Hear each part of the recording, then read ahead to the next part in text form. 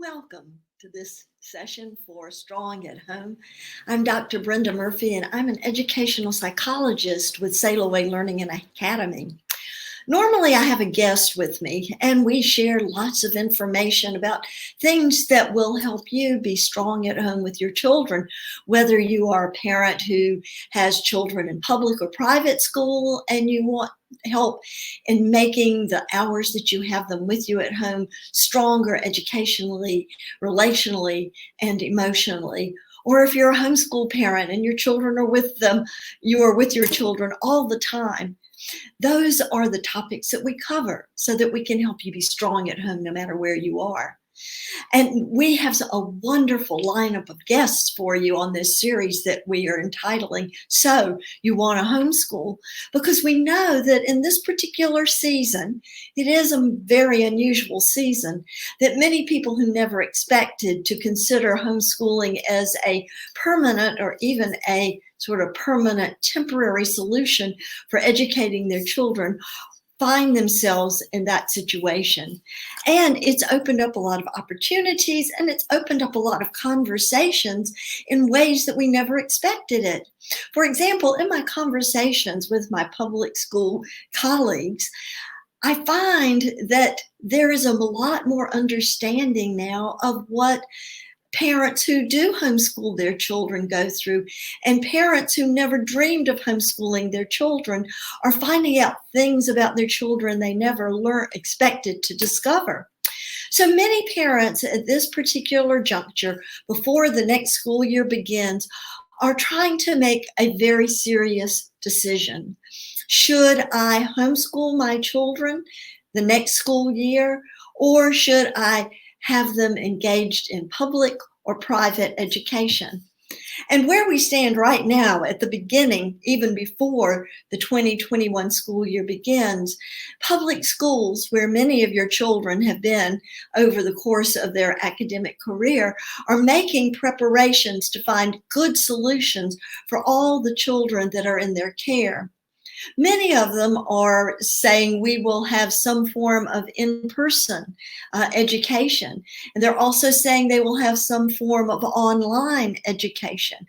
And parents and families have come in contact with online learning. Many of them have. Many of them have come in contact with being the teacher at home in a school at home model, where the materials and the resources that are generally used in a public classroom are sent home in packets for families to use and to teach their children. Some people have had a great deal of success and found this very beneficial and enjoyable. Some of them are kind of, well, it's been okay, but not that great. I can't wait for my kids to go back to school. And for many families, unfortunately, it has not proven to be a very valuable or productive experience. And quite honestly, as educators across the board, whether we're private educators or public educators, maybe not so much with the home educators, we are all concerned about the time that our children were not in a traditional learning environment. How much have they lost? What will be needed to get them back to the level they were at when school stopped? And for many parents, because there is such indecisiveness, they are thinking, maybe I'll homeschool and avoid any potential of another disruption in my child's school year. I probably won't homeschool for very long, but at least for the coming year, I will. And so for parents who are in that situation, or those who are thinking, I think I really want to homeschool on a permanent basis, our series, So You Want to Homeschool, is really meant for you, and we've planned it for you.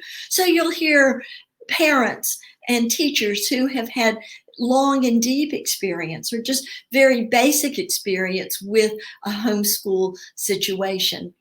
However, many of you, as you're looking, are getting lots of great information about the laws in your state, different ways of homeschooling, how to set up your homeschool, how to choose curriculum. There are many, many resources that can help you with that. However, because I've been in the world of homeschooling for so many years, and I've seen successful homeschool parents when there didn't seem to be that would be the case. And I've seen parents who went into homeschooling with a great deal of optimism and hope and ended up not having the kind of experience they had wanted to. I want to speak to you from a little bit different level. Not that understanding the laws and being sure that you are enrolled in a homeschool umbrella or with your state, if that is what's needed. In fact, here's Sail Away's website. If you are in a state that requires, or if you just personally want to be enrolled with a solid homeschool umbrella that you can stay with through the end of high school and your children can graduate. In fact, we just had a graduation yesterday. A large group of seniors graduated. So that is a possibility for down the road if you are serious about homeschooling long term.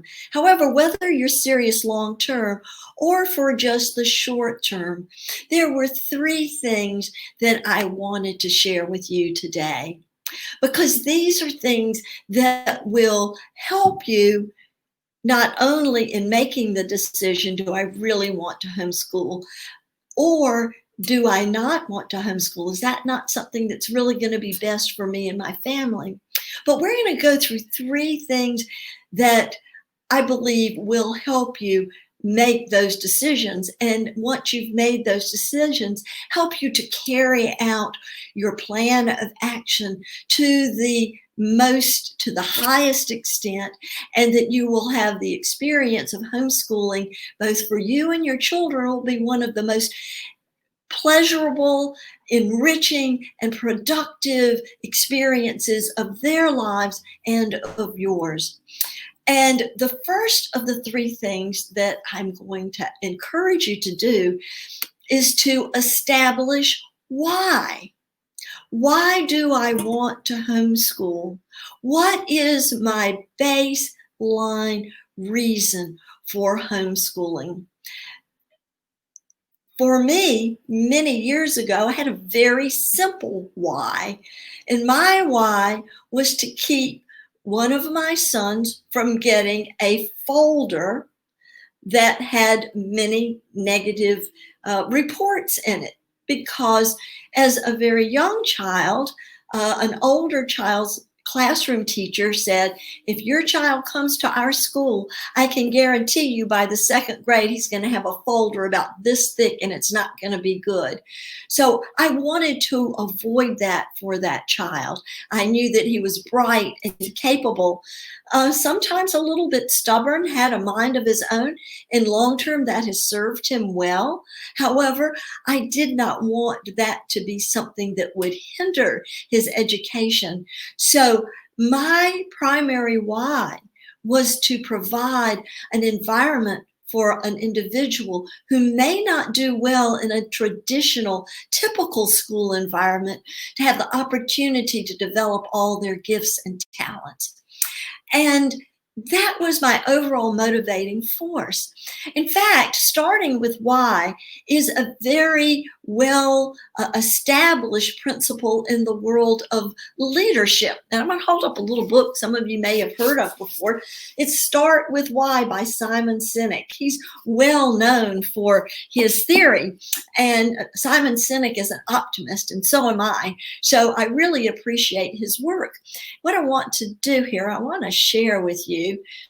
He has a graphic that shows that he puts why in the center of everything that he encourages business leaders to establish. And as you can see, not quite as important, but surrounding that is how. And for homeschoolers, the how would be, or all educators, is what methods of instruction are you going to use? And how are you going to implement the curriculum? And so the what is, I'm going to homeschool. And so really, in order to establish how you will maximize your time as a homeschool teacher. Establish that overarching why. It can be a big dream that you have always harbored kind of in your heart. If you have a child that is really gifted, maybe in your heart, your why would be, I want my child to finish high school by the time they're 15 and go on and have a young college career. May or may not be the best thing for them developmentally, but there are many people who do that. And when we have children that are highly capable, having them interact with high-level thinking is really important. Or maybe for a family who has a child who may be facing some learning challenges, maybe your why, maybe your big dream is, I want to provide the best education so that my child will go to college, will have a post-secondary education. They can be big whys. And furthermore, in order to establish it, write it down. And I know some of you are probably good with calligraphy, or you have a friend who is. Make it a big, beautiful plaque and put it in your classroom or in your kitchen or in your bathroom, wherever you see it every day. And every day when the going gets tough or when you have a mountaintop day, you will know that in that moment that you have fulfilled the why behind becoming a homeschool family. Well, the second thing that I would encourage you to do is to take what we are calling, what is a first principle for teaching and learning. Those of you who follow us and have listened to our Strong at Home broadcasts know that we operate as educators on a series of first principles. Designers operate on first principles, and those are the bedrock truths that over time have been in place, and you can rely on them to make the best decisions and judgments and to guide your activities, whether it's in creating a new curriculum or following an old one. And the first principle of teaching and learning is to get understanding. No matter what else you do, get understanding. Of course, getting understanding is a great, big, broad topic. And in this sense, in the 3 points that I'm encouraging you to do before you make your final should I homeschool decision, is to get understanding, a deep understanding about yourself, not just globally in sense of every part of your life, but those things that will impact your ability to be the kind of educator at home for your children. Be honest with yourself. What are your strengths? You may be a very strong artist. And if you are, then that would be a talent and a gift to embrace as you are developing some of the hows and whats about your home education.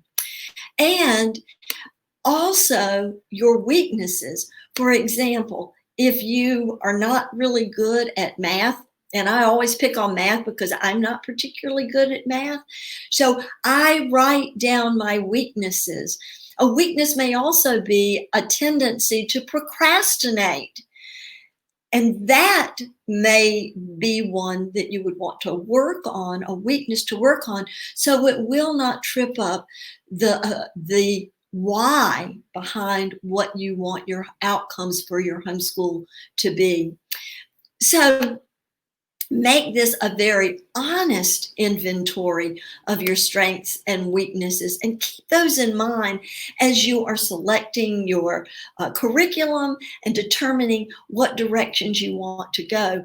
And even as I said, curriculum, I realize that there are so many options to homeschool now that many of the options will be where the materials are provided for you and you will not even have to select them. So that is another point to realize, are you good at following directions that others give you?